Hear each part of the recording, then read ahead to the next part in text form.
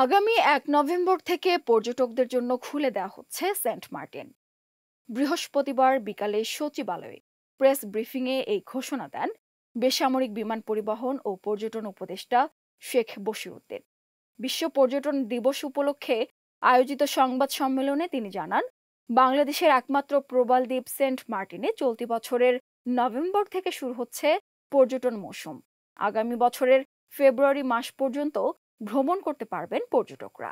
মাননীয় উপদেষ্টা, সেন্ট মার্টিনে কবে পর্যটনটা খুলে দেওয়া হবে? কারণ পরিবেশ মন্ত্রণালয়ের কথা বলা হয়েছে, বলছে যে এই বিষয়ে পর্যটন মন্ত্রণালয় সিদ্ধান্ত নেবে। আর মানে সাধারণের জন্য কবে যাতায়াত করতে পারবে? আমাদের নীতিমালা প্রণয়নের চূড়ান্ত পর্যায়ে রয়েছে আমরা। আমি একটু বলবো। জি, ধন্যবাদ আপনাকে।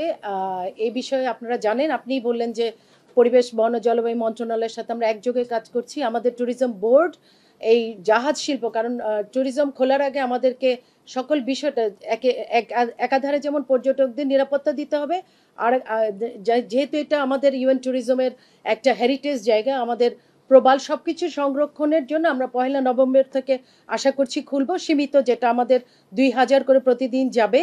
এবং এই বিষয়ে একটা সফটওয়্যার আমরা অলরেডি তৈরি করেছি। এই সফটওয়্যার এখন ইন্টিগ্রেশন করে জাহাজ শিল্পের সাথে ইন্টিগ্রেশনের কাজটা চলমান আছে। আশা করি আমরা নির্দিষ্ট সময় এটা ওপেন করতে পারবো, যেটা নভেম্বরের 1 তারিখ থেকে শুরু হবে।